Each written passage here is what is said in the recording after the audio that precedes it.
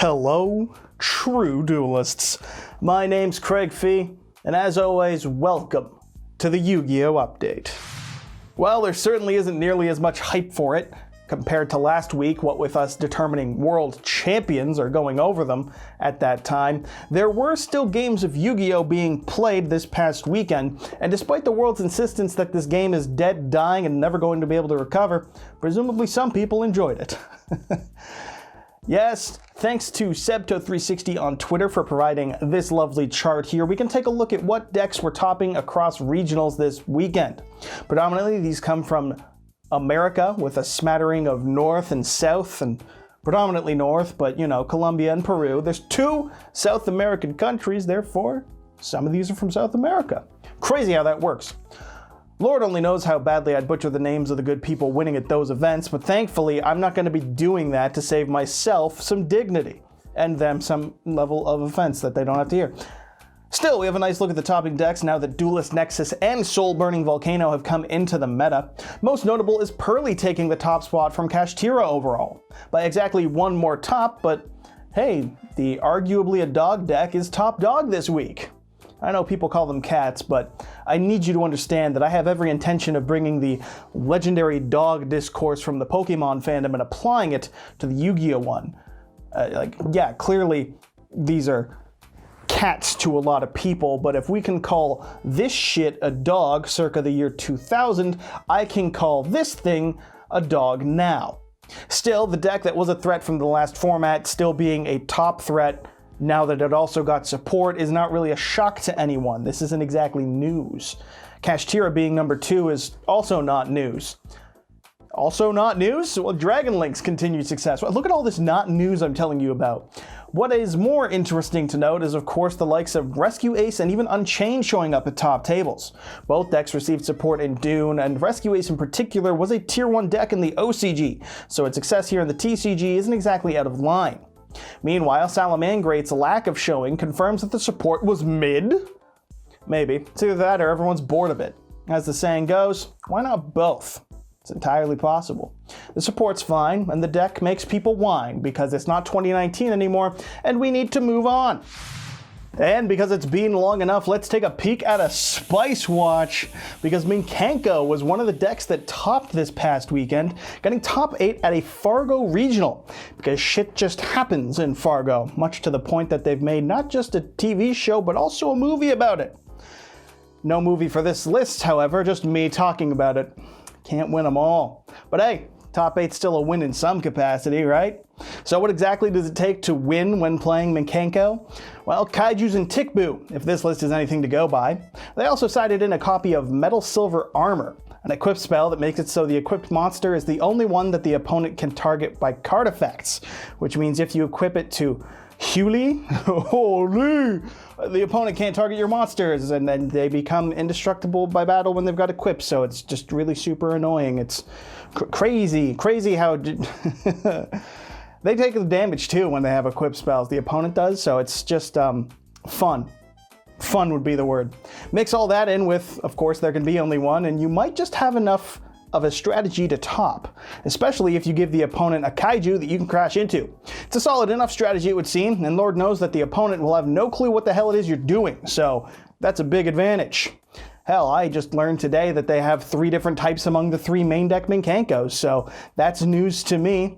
Either way, shoutouts to the winner for that, because the Minkanko W, those are rare. In some upcoming event news, Konami also announced YCS Dortmund in Germany, because Dortmund is a city in Germany. If they were to announce YCS Dortmund in, Bolivia, I'd be confused as shit. And that's coming from some ignorant-ass NA education bastard type of fella here. Set to take place the weekend of September 30th onto October 1st, the news shifted not from the next European YCS, however, but instead to the price, because to enter would cost €45 just to play in the main event. What exactly do you get for paying those €45? I think it's now 10 packs of the newest set, which is Duelist Nexus, and if you can make it all the way to top 32, you got a playmat. Are you excited? Hope so, because that's it. A rubber playmat that cost all of $20 to make, I'm assuming. just a tiny bit yucky and people were just a tiny bit upset. This is like double the cost for what it's been previously, or close enough to double that it hurts. Not to mention €45 as a price point isn't far off from just buying a box of Duelist Nexus and getting the missing 14 packs you're missing out on. Why is there a price increase? Official statements from Konami include, shut up. We can speculate. It's probably not absurd to expect that prices have gone up because the cost of the venue's gone up, since the cost of everything ever in all circumstances has gone up in the last couple of years. Not to mention, if there are larger crowds at YCS's, which there have been, maybe they need to pay for more staff. That makes sense, maybe? Or maybe they just got bored and decided, fuck it, double or nothing. We'll never know. This, of course, leads to the question of pricing for an event that costs €45 to enter, and gatekeeping by players saying that we should be happy to play at a tournament at all and pay any amount, because objectively that's what you do. You just pay money to play competitively, and if there's that, you're not allowed to complain about it in any circumstance. God, I love Twitter. So it's a lot of discussion, it's a lot of uh-oh, and it's a lot of yikes from the community, to use just the most official and appropriate and professional terms.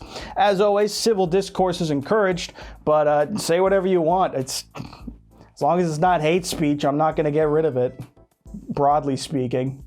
As always, be a dude, not a dick. But feel free to bitch about it, because God, €45, what the fuck?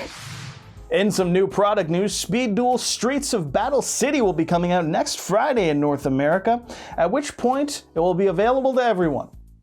How is this set different from the Speed Duel Battle City box released from 2020?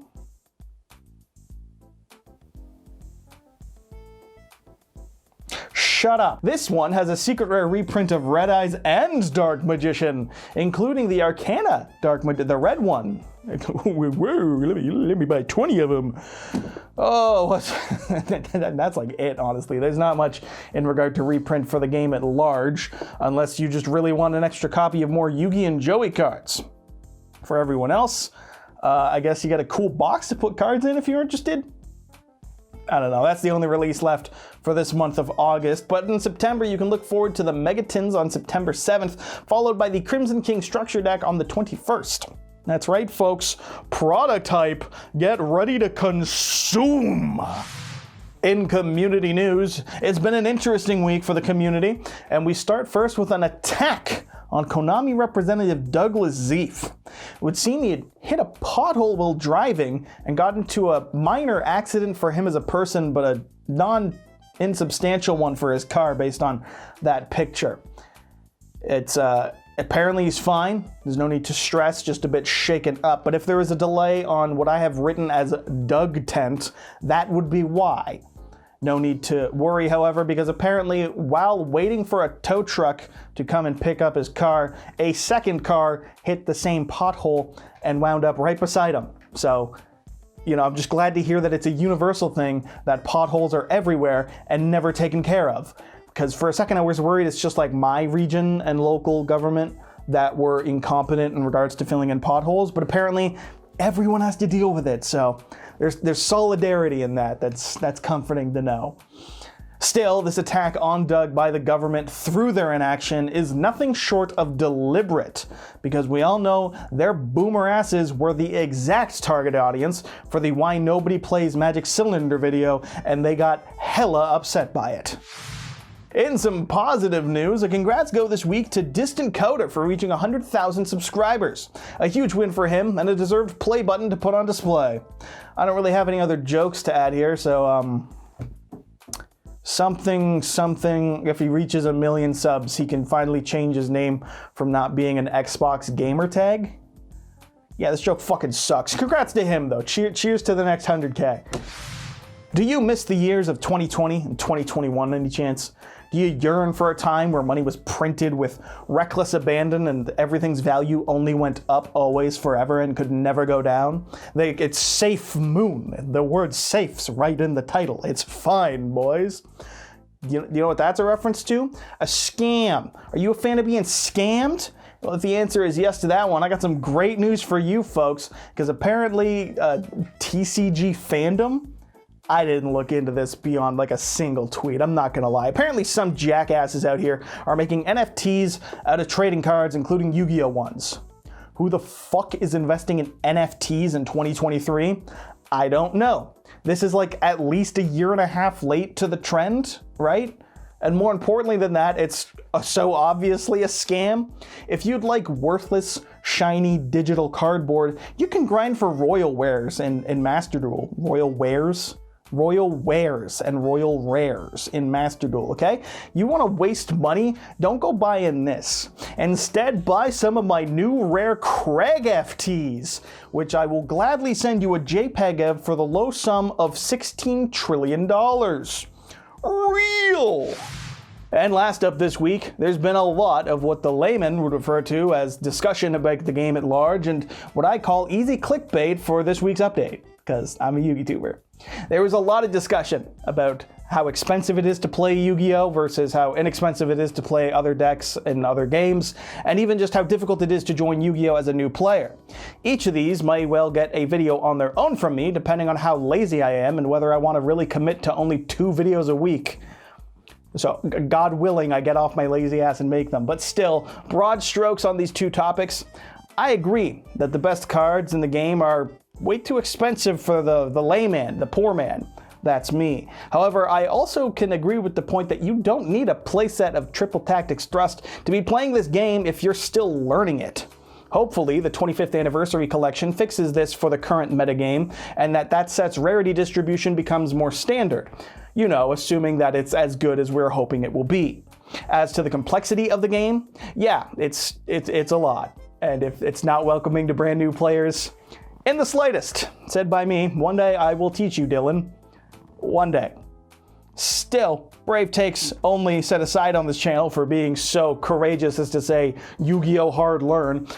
I'll save what I have for another video, but I will say my biggest take that I don't think I've heard many other people mention on this topic is that if Konami is going to continue to advertise this game through Blue Eyes and Dark Magician, which they're gonna fucking do until the end of time, they either need to make a format wherein those decks are playable, or they need to just drastically alter those decks.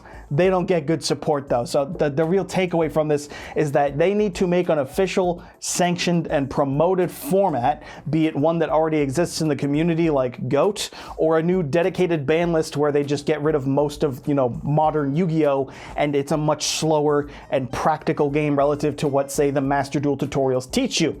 Because if you're going to be advertising with Blue Eyes and Dark Magician to try and bring in some nostalgia bait, which makes sense, then you should probably either update those decks, which they clearly won't, or you just need to be a little more truthful and say that, come play Blue Eyes and fucking lose, because that's what's gonna happen. Overall, that's all my take, and I'm sticking to it. So, future videos maybe, and until then, just crazy. I just fucked that last take up, god damn it, whatever, I'm not... That's right, shoutouts as this week go to the LIFD Magnetic Display, the best way to support my channel currently and the true Duelist approved way to show off all your favorite cards, like all 3 playsets of Gamma, because this stupid thing's limited now, and I had like 3 or 4 playsets, which means now I have 9 to 12 playsets, so is that a W? No, I'm upset. The duality of being a duelist, isn't it? Either way, I can put them on display, and that's what makes it okay. And if you'd like to put it on display too with one of these bad boys, I can give you 15% off by using my promo code YGOHstrats15 at the checkout, or you can have it apply automatically by clicking the link in the description of this video. Thanks to LIFD for the support as always, and thank you for watching. So that'll wrap it up for this week's update. As always, I've been your host, Craig Fee, and make sure you subscribe to YGO Strats for next week's update to impress your smoking Italian wife, and so you too can be a true duelist.